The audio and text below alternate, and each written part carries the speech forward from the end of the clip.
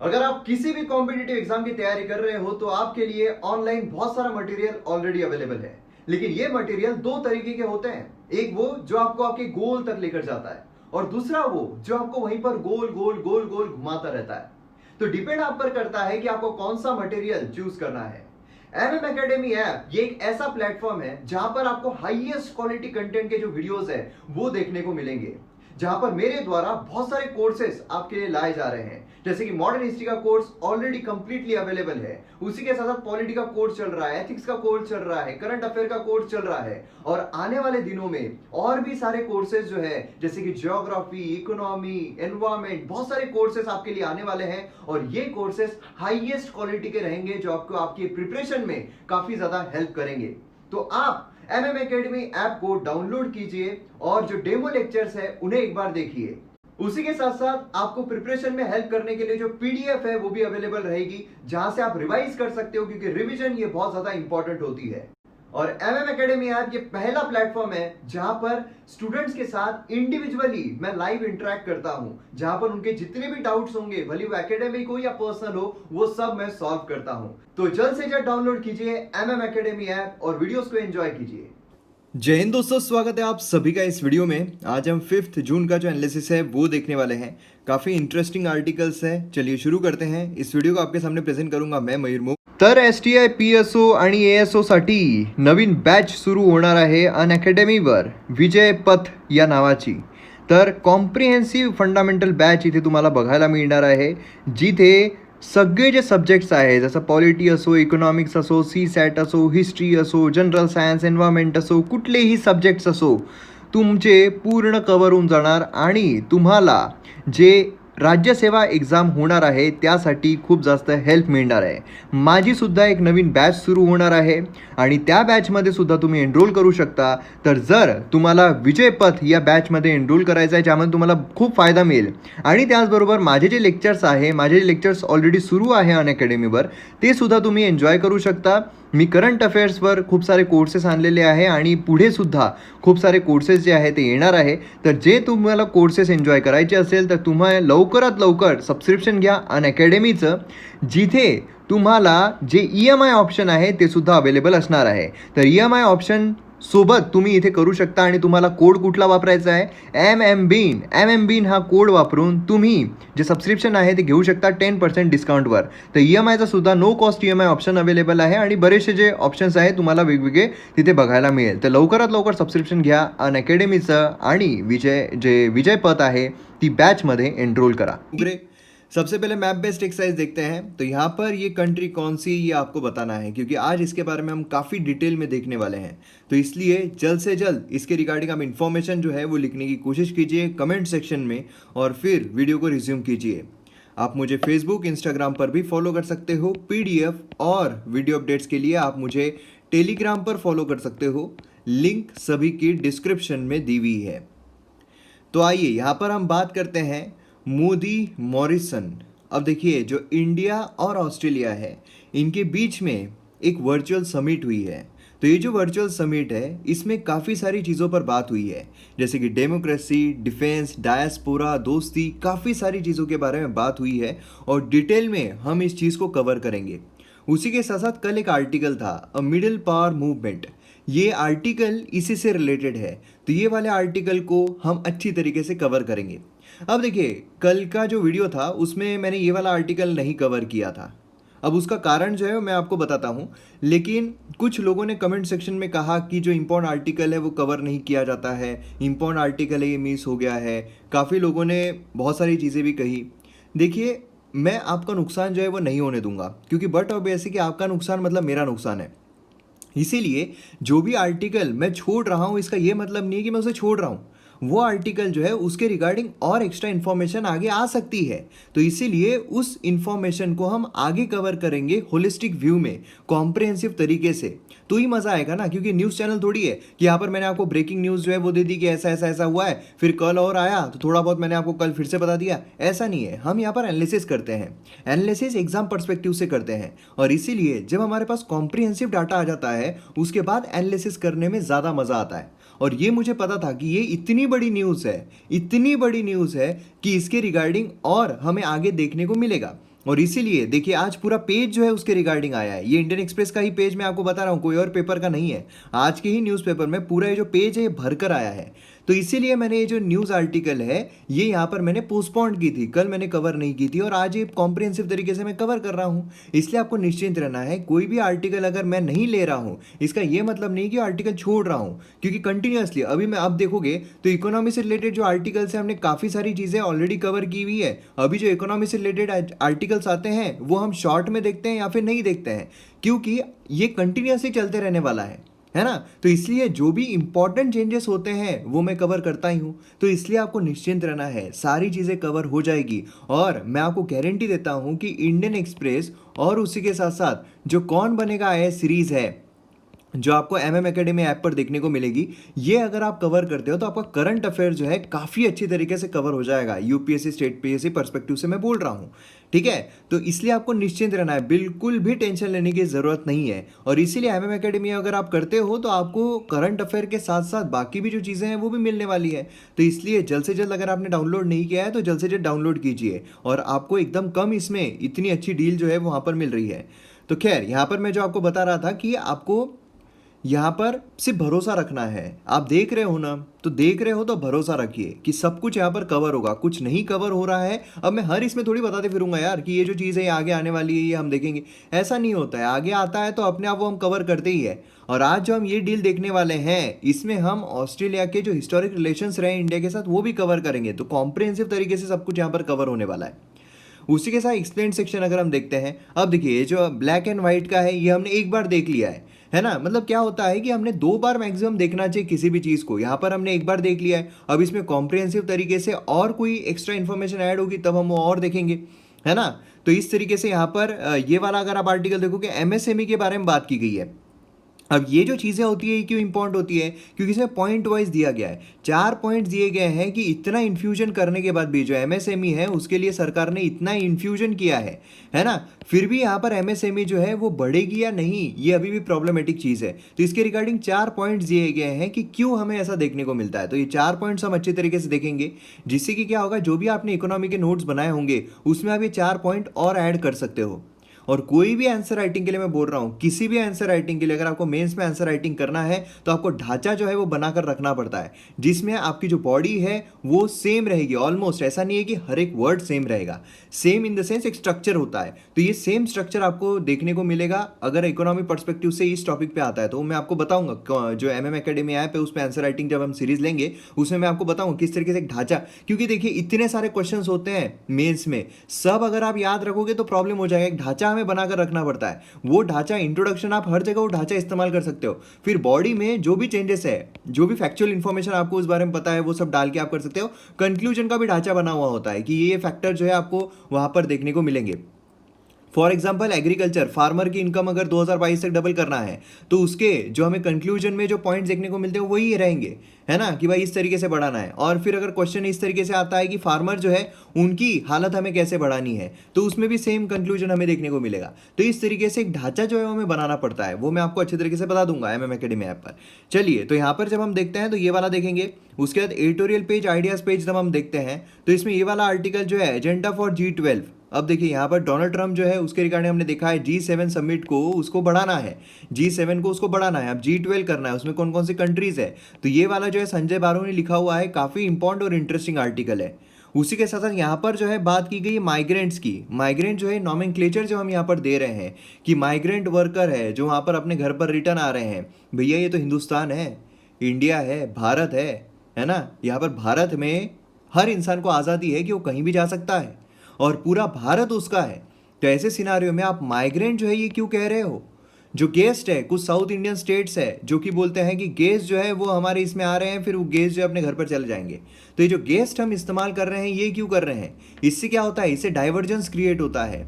इससे ऐसा होता है कि नहीं हम इनका भाड़ा नहीं भरेंगे क्योंकि ये हमारे स्टेट के नहीं है, ये क्रिएट होता है। इसलिए यहाँ पर माइग्रेंट जो है वो वर्ड इस्तेमाल नहीं करना चाहिए, क्योंकि ये पूरा हिंदुस्तान, ये पूरा भारत उनका है। तो इस तरीके से यहाँ पर नॉमेनक्लेचर जो है वो चेंज करने की यहाँ पर बात की जा रही है। यहाँ पर कैश ट्रांसफर जो है उसकी बात की जा रही है, नॉट लोन। अब देखिए इकोनॉमी से रिलेटेड है, काफ़ी सारी चीज़ें इसके बारे में डिटेल डिस्कस हमने की हुई है। सिर्फ एडेड एक्स्ट्रा इन्फॉर्मेशन क्या यहाँ पर है कि यहाँ पर जो हम लोन प्रोवाइड कर रहे हैं, देखिए सरकार ने अभी 20 लाख करोड़ का पैकेज जो है वो अनाउंस किया, उसमें से आधा जो है वो तो सरकार ने ऑलरेडी अनाउंस कर दिया था। अभी यहाँ पर टप्पो टप्पो में देखा जाए तो आधे आधे से भी कम यहाँ पर जो पैकेज है वो अनाउंस किया गया सरकार की तरफ से।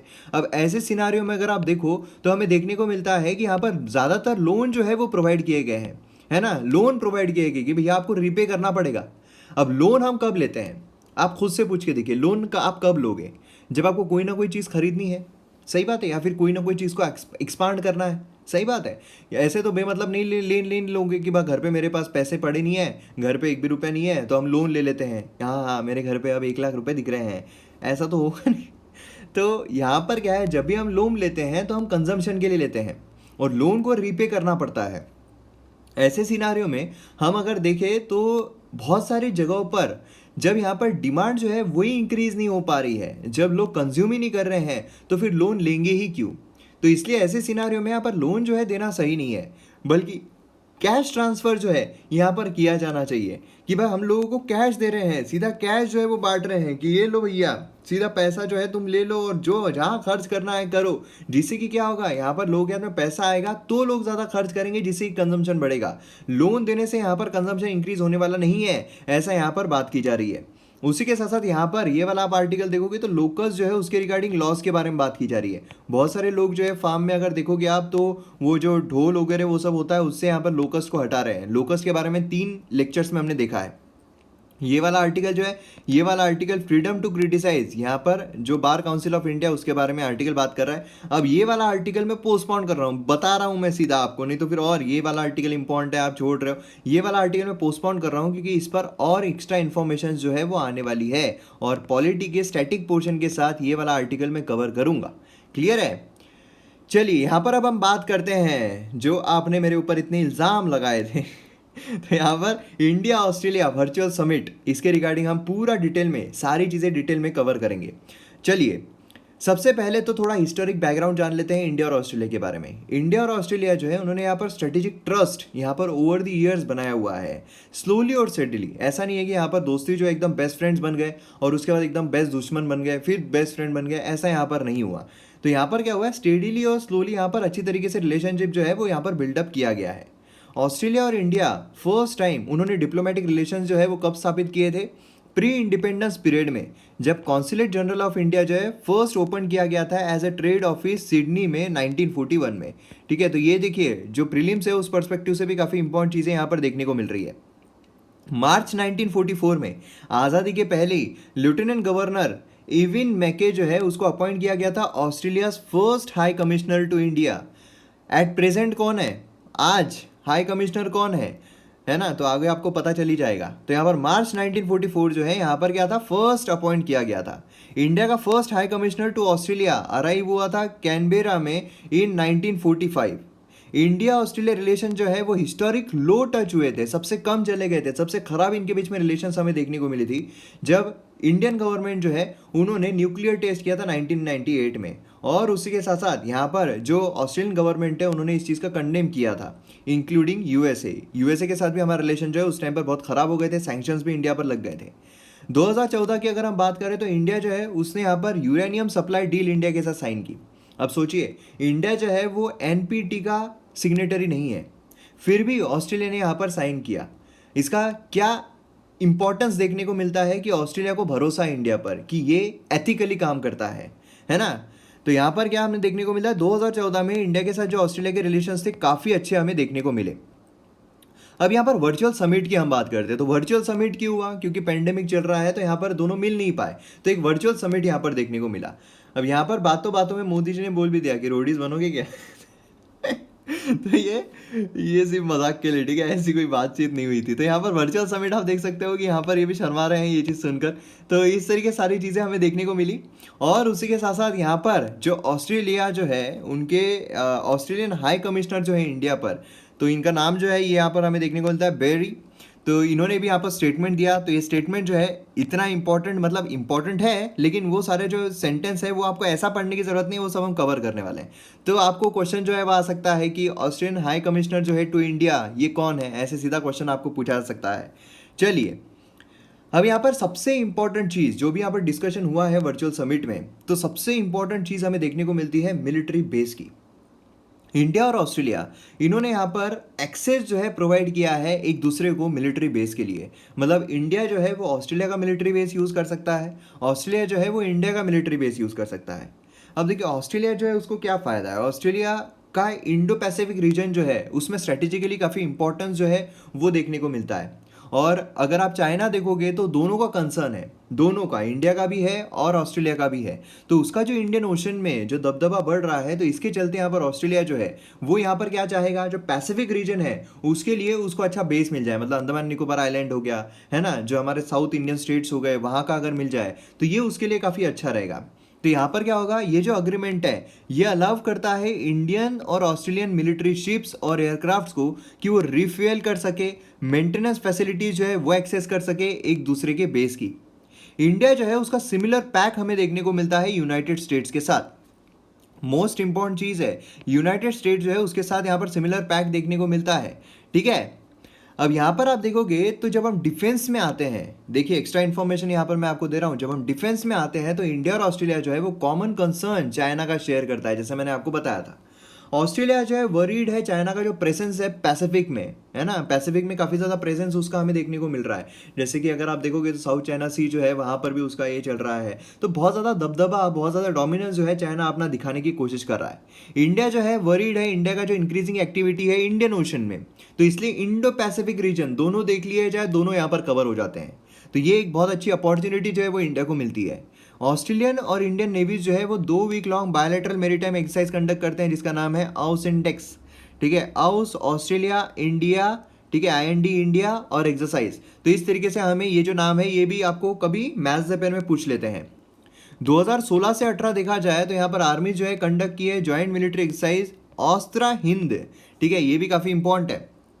सिग्निफिकेंटली पहली बार 2017 में पहली बार Australia foreign policy white paper जो है उसने आइडेंटिफाई किया इंडिया को as being a front rank, ठीक है, ऑस्ट्रेलिया के इंटरनेशनल पार्टनरशिप में। तो इससे हमें पता चलता है कि ऑस्ट्रेलिया जो है वो अब इंडिया को एक बड़ा ग्रुप, बड़ा एक कंट्री, बड़ा एक मेंबर के रूप में देख रहा है, on the par with USA, Japan, Indonesia, China. इसके लीग में, इसके रूप में इंडिया को देख रहा है। अब यहाँ पर साइंटिफिक टाइज जो है वो भी हमें देखने को मिले हैं। ये जो वर्चुअल समिट हुई है इसमें साइंटिफिक टाइज भी देखने को मिले हैं। इंडिया और ऑस्ट्रेलिया जो उसने रिकॉग्नाइज किया है importance of global cooperation for saving lives और मैनेजिंग इकोनॉमिक इम्पैक्ट जो कोविड-19 की वजह से हुआ है। कोविड-19 ने बहुत ज़्यादा प्रॉब्लम्स यहाँ पर क्रिएट किए हैं इंक्लूडिंग ऑस्ट्रेलिया। वहाँ पर भी जो इकोनॉमिक इम्पैक्ट है वो भी बहुत बुरी तरीके का पड़ा है, और इसीलिए साइंटिफिक टाइज में दोनों कंट्रीज ने माना है कि हमें यहाँ पर कोऑपरेशन जो है वो करना पड़ेगा।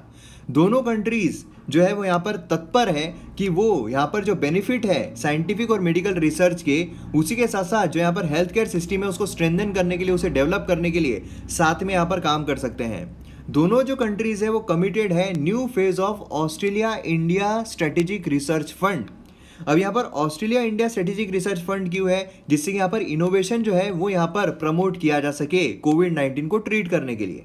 अब Australia India strategic research fund ये क्या है, तो ये यहाँ पर आपको देखने को मिलेगा कि Australia India strategic research fund अगर हम देखें तो एक ऑस्ट्रेलियन गवर्नमेंट का लार्जेस्ट बायोलैटरल साइंस प्रोग्राम है, जिसका टोटल कमिटमेंट जो है वो $85 मिलियन से भी ज़्यादा है सिंस 2006। सीधा इसके रिगार्डिंग आपको सवाल आ सकता है, एक्स्ट्रा इन्फॉर्मेशन है। और उसी के साथ साथ ये सपोर्ट करता है 354 कोलैबोरेटिव एक्टिविटीज़, जिसमें एग्रीकल्चर देखने को मिलता है, एनर्जी देखने को मिलता है, वाटर सिक्योरिटी देखने को मिलता है, एस्ट्रोनॉमी देखने को मिलता है, नैनो टेक्नोलॉजी और वैक्सीन।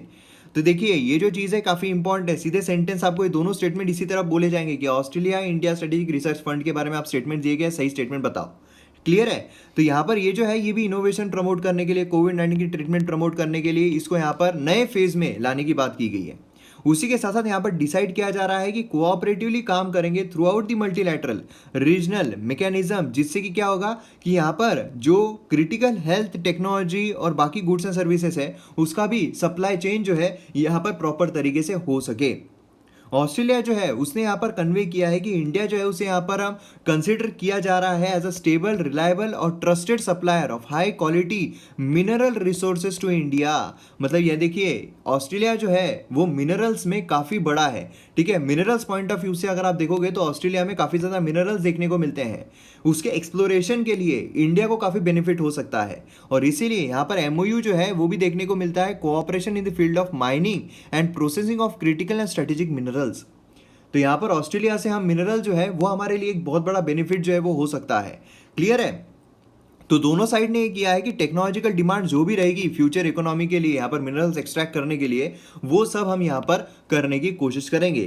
तो ये चीज़ हमें यहाँ पर देखने को मिलती है। एजुकेशन पॉइंट ऑफ व्यू से भी काफ़ी सारी यहाँ पर बात हुई है। इंडिया ये ऑस्ट्रेलिया सेकेंड लार्जेस्ट सोर्स है इंटरनेशनल स्टूडेंट्स के लिए, ठीक है। ऑस्ट्रेलिया के लिए काफ़ी सारे स्टूडेंट जो है वो इंडिया से आते हैं। देयर आर इतने इंडियन स्टूडेंट जो है ऑस्ट्रेलिया में हमें देखने को मिलते हैं। पॉपुलर कोर्सेज अगर हम देखें तो मैनेजमेंट है, इंफॉर्मेशन टेक्नोलॉजी है, इंजीनियरिंग है, फूड एंड हॉस्पिटलिटी है, हेल्थ है, वोकेशनल एजुकेशन एंड ट्रेनिंग है। 66% इंडियन स्टूडेंट जो है वो एनरोल करते हैं हायर एजुकेशन में, मतलब अगर आप देखो मास्टर्स डिग्री में या PhD में।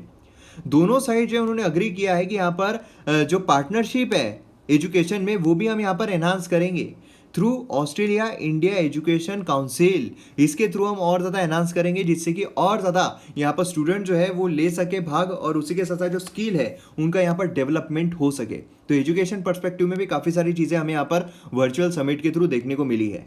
अब यहाँ पर हम बात करते हैं एनालिसिस की। जो भी यहाँ पर चीज़ें हुई है, जो भी वर्चुअल समिट में हुआ है, उसका अगर हम एनालिसिस करें, अब देखिए ऑस्ट्रेलिया जो है वो रिच नेचुरल रिसोर्स है ना, और इंडिया जो है उसकी ग्रोइंग इकोनॉमी नीड्स के लिए काफ़ी ज़्यादा ज़रूरी है।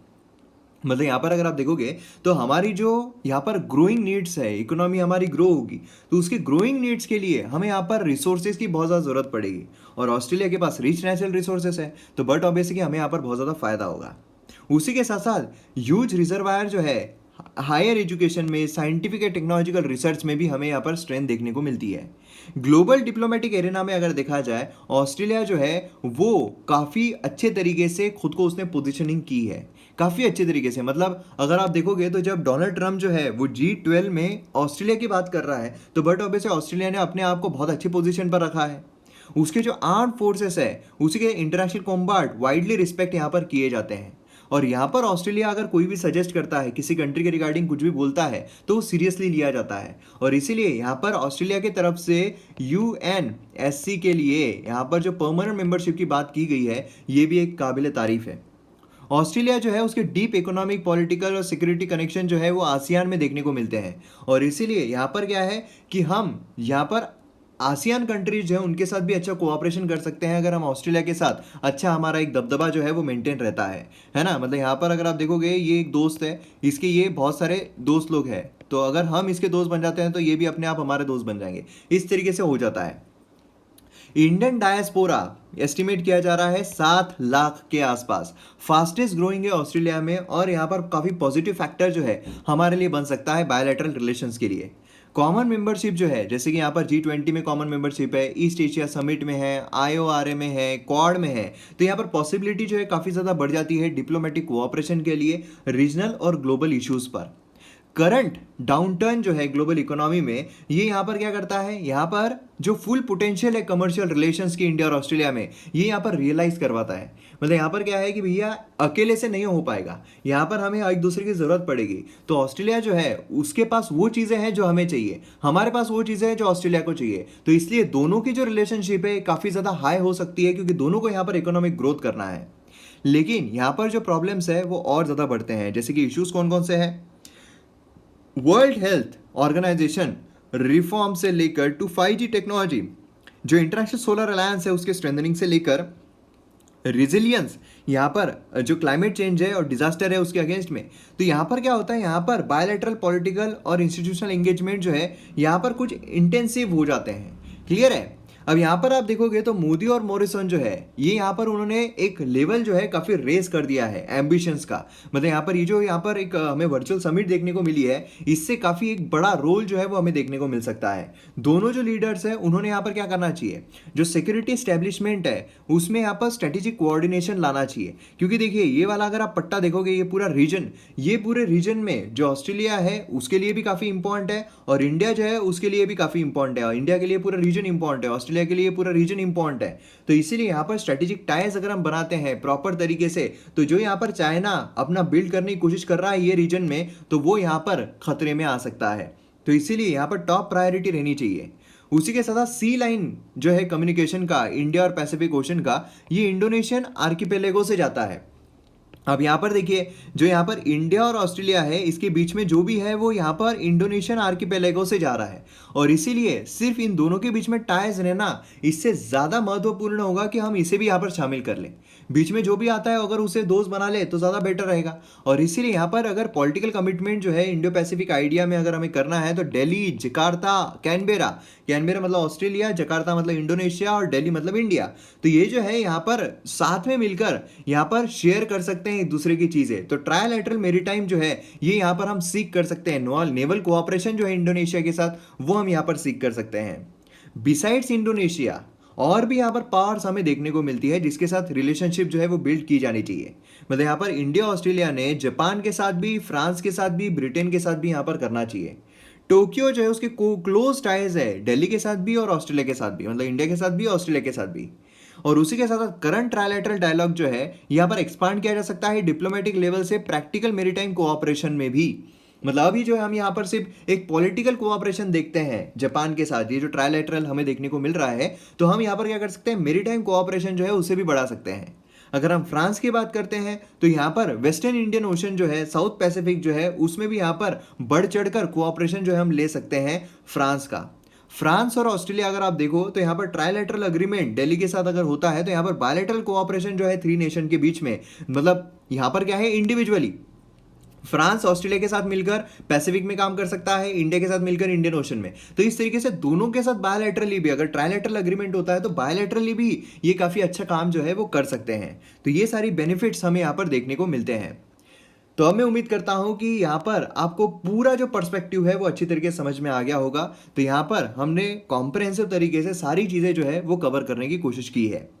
चलिए नेक्स्ट इस पर जाते हैं। डिस्पाइट गवर्नमेंट एमएसएमई पुश, यहाँ पर क्या बात की गई है कि यहाँ पर जो रीजंस मतलब प्रॉब्लम्स है वो अभी भी फेस किए जा रहे हैं। बिगेस्ट थ्रस्ट यहाँ पर सेंट्रल गवर्नमेंट रिलीफ पैकेज जो है वो माइक्रो स्मॉल मीडियम एंटरप्राइज को दिया गया है। उसी के साथ साथ इनकी जो डेफिनेशन है वो भी चेंज की गई है। इतना जो पैकेज यहाँ पर दिया गया है, सरकार की तरफ से इतनी मदद की गई है, तो यहाँ पर एक जो सर्वे है वो लिया गया है जिसमें इतने एमएसएमई है, सेल्फ एम्प्लॉयड, कॉर्पोरेट सीईओज सब यहाँ पर कंडक्ट किया गया, जिसमें देखा गया कि 35% ऑफ द एमएसएमईज जो है और उसमें ये कहा है कि यहाँ पर बियॉन्ड रिकवरी है। मतलब यहाँ पर जो चीज़ें चल रही है एमएसएमई में वो बियॉन्ड रिकवरी है, मतलब रिकवरी नहीं हो सकती है। स्लाइटली लोअर 32% ऑफ द लोग जो है उन्होंने कहा कि रिकवरी जो है वो 6 महीनों में हो सकती है।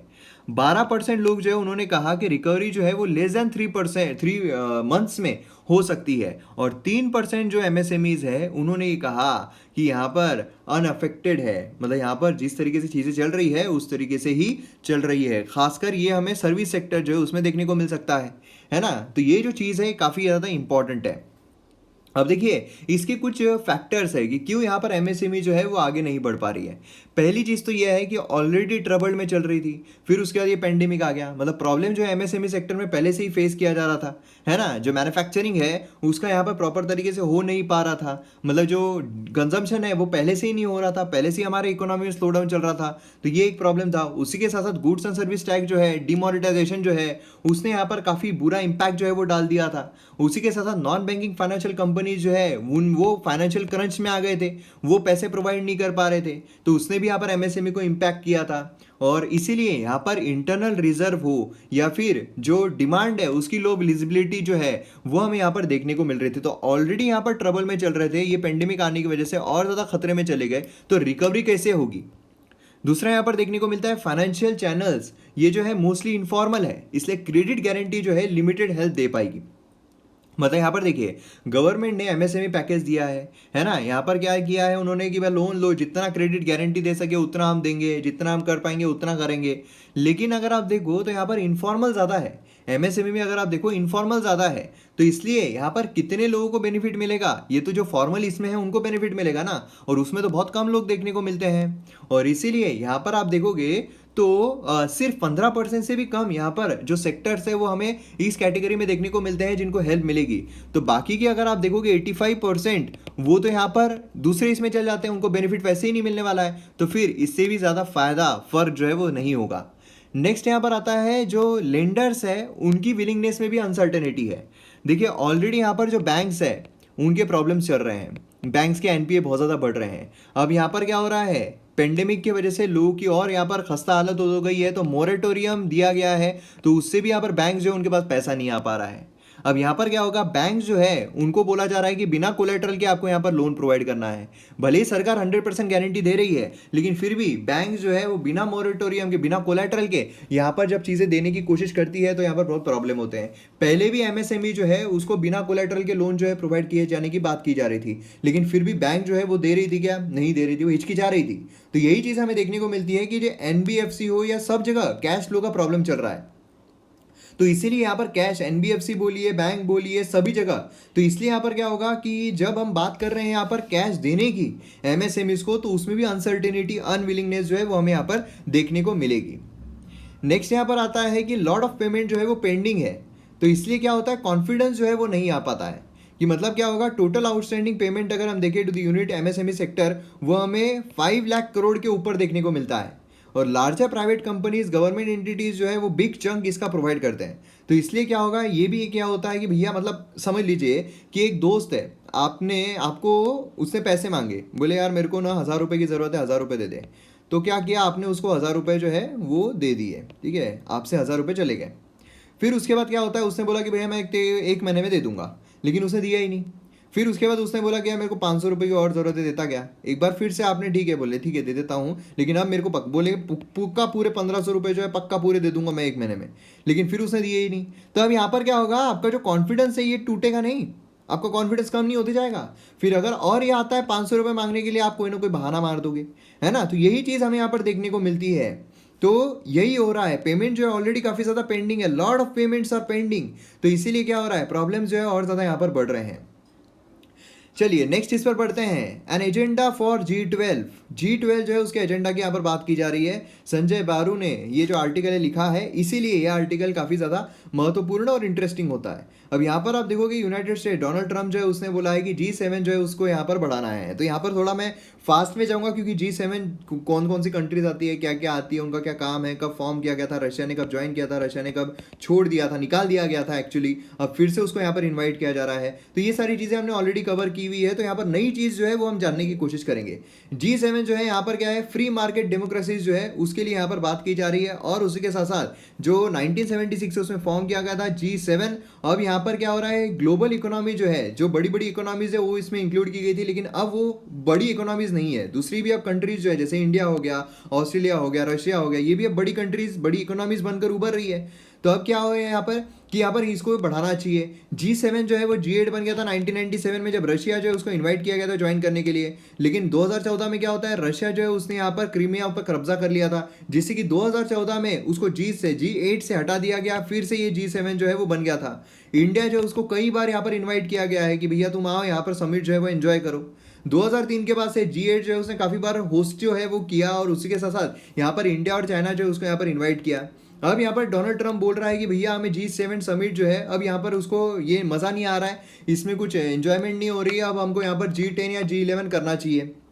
डोनाल्ड ट्रम्प जो है उसने यहाँ पर इंटरेस्टिंग लिस्ट लेके आई, जिसमें Australia, India, south Korea, possibly Russia, ये सब देखने को मिल रहे हैं। अब रशिया जो है वो इसमें इंक्लूड किया जाएगा, ये काफ़ी अच्छी बात है, एडवांटेज जो है यहाँ पर मिलेगा। क्योंकि क्या होगा कि अगर रशिया को हम इंक्लूड ना करें तो ऐसा हो जाएगा कि एंटी चाइना पूरा स्क्वाड बन रहा है, लेकिन रशिया को हम इंक्लूड करेंगे तो रशिया और चाइना के रिलेशन जो है काफ़ी अच्छे हैं, और इसीलिए हो सकता है कि हम डेमोक्रेसीज जो है, फ्री मार्केट डेमोक्रेसीज के लिए काम कर रहे हैं, वो क्लब है, तो ये एक बेनिफिट हो सकता है। डोनाल्ड ट्रम्प का जो मोटिवेशन है एक्सपांड करने का, वो ये है कि यहाँ पर चाइना जो है, और ये ट्रांसपेरेंसी है ना, मतलब यहाँ पर क्या है, keeping China out is transparency. है ना, ट्रांसपेरेंट कि ये यहाँ पर क्या है, चाइना जो है वो कुछ सही बताता नहीं, मतलब कंप्लीटली इतना बड़ा हमला, इतना बड़ा जो शब्द से हमला होता है वो डोनाल्ड ट्रम्प के अलावा मेरे को नहीं लगता किसी ने किया होगा। इतना सीधा, मतलब आ जाके सीधा, मतलब पर्सनल दुश्मनी ऐसा लग रहा है चाइना के जी जिनपिंग के साथ। जिम जिम चिपा के जिनपिंग, बस गाना गाने का रह गया उसका, जिन जिन चिपा के जिनपिंग जिनपिंग।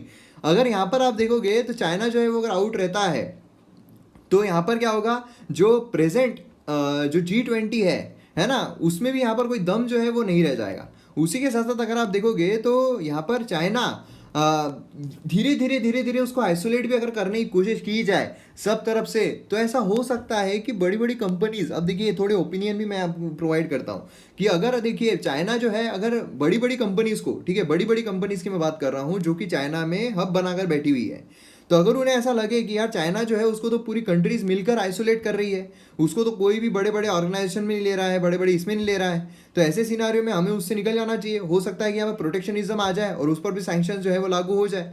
तो इसीलिए क्या हो सकता है, यहाँ पर बड़ी कंपनी जो है वहाँ से निकलेगी और इंडिया उसका फायदा उठा सकता है।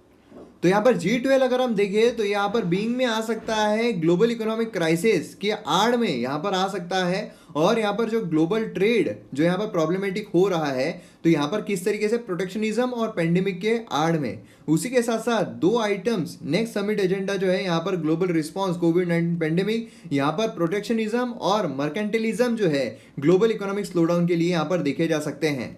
उसी के साथ साथ यहाँ पर समिट जो है, जैसे इंडिया ने भी बोला है कि आत्मनिर्भर बनना है ना, और जो अमेरिका है वो तो पहले से ही ये चीज़ करता आ रहा है। समिट जो है अब यहाँ पर फॉरवर्ड में आई है some international dos and don'ts, जिससे कि हमें अभी चैलेंज जो है यहाँ पर डिसरप्शन से लड़ना पड़ेगा। अब देखिए सबसे इंपॉर्टेंट चीज़ जो यहाँ पर देखने को मिलती है कि डोनाल्ड ट्रम्प ने जो यहाँ पर इनविटेशन प्रोवाइड किया है, तो इससे यहाँ पर जो कंट्रीज को इनविटेशन प्रोवाइड किया है उसने यहाँ पर सबसे अच्छे तरीके से देखना चाहिए कि टर्म्स जो है, कंडीशन जो है मेंबरशिप की वो क्या है। क्योंकि रशिया जो है उसको एक्सपीरियंस रहा है कि रशिया को पहले क्या किया गया था, बुलाया गया था, फिर उसके बाद उसे निकाल दिया गया, फिर अब यहाँ पर फिर से उसे इनविटेशन दिया गया। तो जो भी इन्वाइटीज है उन्हें सबसे पहले ये चीज़ देखनी चाहिए, डू करना चाहिए। फिर यहाँ पर प्रेसिडेंट ट्रम्प जो है वो कोई फेवर नहीं कर रहा है इंडिया को इन्वाइट करके, क्योंकि बट ऑब्वियस है कि G7 अगर देखा जाए उसमें जो कंट्रीज है उससे कई गुना ज़्यादा इंडिया की इकोनॉमी देखने को मिलती है, और इसीलिए G12 जो है उसमें इंडिया को बुलाना ये स्वाभाविक है। कोई फेवर नहीं है कि दोस्त है तो चलो बुला लेते हैं, ऐसा नहीं है, ठीक है। इंडिया पॉलिटिकल इकोनॉमिक क्रेडेंशियल्स ये सर्टेनली स्ट्रॉन्गर है than those of Canada, Britain, Italy. Indeed Russia, Australia, South Korea जो है वो भी यहाँ पर रिकॉर्ड किए जा रहे हैं नेचुरल चॉइस, ठीक है। तो उनके लिए भी ऐसा कुछ नहीं है कि यहाँ पर बहुत ज़्यादा जो डोनाल्ड ट्रम्प है वो ये कर रहा है। तो और डिटेल्स आती रहेगी तो हम आगे देखते रहेंगे। दूसरा यहाँ पर हमें देखने को मिलता है लॉ ऑन लोकस्ट। अब देखिए लोकस्ट जो उसके रिगार्डिंग हमने बहुत सारी चीज़ें देखी है, तो शॉर्ट में आर्टिकल मैं आपसे डिस्कस करने वाला हूँ। बेसिकली इसमें बोला क्या गया है, तो डेजर्ट लोकल जो है short horned rhino gross hoppers है, हार्मलेस विथ सॉलिडेरिटी, मतलब अकेले में है तो हार्मलेस है, लेकिन एक बार ये झुंड में हो जाते हैं तो फिर भैया बहुत खतरनाक हो जाते हैं, ठीक है। एक बार ग्रेगरियस फेज में चल जाते हैं तो फिर बहुत खतरनाक हो जाते हैं, पूरा जो एक खेत है वो यहाँ पर ले लेते हैं, है ना। इसलिए उनको कंट्रोल करना काफ़ी इंपॉर्टेंट होता है, नहीं तो ये पूरे इंडिया के उस रीजन के जो खेत है, जो फूड है वो ख़त्म कर देंगे। फूड सिक्योरिटी जो है उसमें यहाँ पर प्रॉब्लम क्रिएट हो जाएगा। उसी के साथ यहाँ पर आप देखोगे तो ये बेसिकली क्या होते हैं, यहाँ पर मतलब जो ड्रायर एरिया है, डेजर्ट एरिया है, वहाँ पर ये काफ़ी ज़्यादा ब्रीडिंग होते हैं, और फिर जब ब्रीडिंग होते हैं तो डेवलपमेंट के लिए उन्हें हरियाली जो है वो चाहिए होती है। लेकिन हुआ क्या था, इस एरिया में जो बारिश है, साइक्लोन की वजह से इस एरिया में काफ़ी बारिश जो है देखने को मिली थी, तो ये एरिया में जो है माइग्रेट हो गए और यहाँ पर उन्होंने काफ़ी ब्रीडिंग जो है की, और ये एरिया में अब स्प्रेड होना शुरू हो गए खाने के लिए। तो इस तरीके से ये जो चीज़ें हैं हमें यहाँ पर देखने को मिलती है। उसी के साथ साथ यहाँ पर आप देखोगे तो फार्मर जो है वो यूटेंसिल्स को बैन कर रहे हैं, इस तरीके से हमें चीज़ें देखने को मिली उनको निकालने के लिए। आप सोचिए कि यहाँ पर जो ऑथर है उन्होंने कहा है कि सोचिए कि जब पेंडेमिक आया था तो यहाँ पर बाजू में अगर हमारे कोई कोरोना पेशेंट आता है तो हम यहाँ पर आरोग्य सेतु ऐप यूज़ करने के बजाय अगर डिंडोरा पीटना शुरू कर दे, इस तरीके ड्रम बजाना शुरू कर दे, यूटेंसिल्स बजाना शुरू कर दे, तो क्या होगा। तो इसलिए यहाँ पर ये जो चीज़ें हैं ये सोल्यूशन नहीं है, यहाँ पर प्रॉपर लॉ जो है वो लाने की ज़रूरत है। भले ही यहाँ पर इस्तेमाल किया जा रहा है जो पेस्टिसाइड्स होते हैं, लेकिन कितना यूज़ करेंगे, वो इतने बड़े बड़े झुंड में होते हैं, हमने देखा हुआ है लास्ट लेक्चर्स में। तो इसको भगाने के लिए काफ़ी बड़ी जो चीज़ें हैं वो हमें करना बहुत ज़रूरी है। तो आइए हम यहाँ पर हमारा जो मैप बेस्ड एक्सरसाइज है वो देख लेते हैं। तो हम बड़े मैप में एक बार चलते हैं। तो ये हमारी खूबसूरत धरती, जूम करते हैं तो भारत देखने को मिलता है। हम इधर आते हैं तो हमें वो कंट्री देखने को मिलेगी। देखिए इंडोनेशिया है ना, यहाँ पर इंडोनेशिया जो है वो भी आ रहा है, और फिर यहाँ पर हम आते हैं तो हमें वो देखने को मिलता है ऑस्ट्रेलिया। तो ये है ऑस्ट्रेलिया, और उसी के साथ साथ इसके आजू बाजू में हमें यहाँ पर आजू बाजू में यहाँ पर कोरल सी देखने को मिलता है, यहाँ पर तास्मेनिया, यहाँ पर स्ट्रेट कौन सा है, बास स्ट्रेट देखने को मिलता है, यहाँ पर तास्मान सी देखने को मिलता है। तो इस तरीके से यहाँ पर ऑस्ट्रेलिया जो है वो देखने को मिलता है। तो अब मैं उम्मीद करता हूँ कि इसके रिगार्डिंग जो भी इंफॉर्मेशन होगी वो आपने यहाँ पर ज़रूर लिखी होगी। तो ये हमारे वीडियो का एंड। वीडियो अगर पसंद आता है तो शेयर ज़रूर कीजिए। मिलते हैं हम अगले वीडियो में। जय हिंद।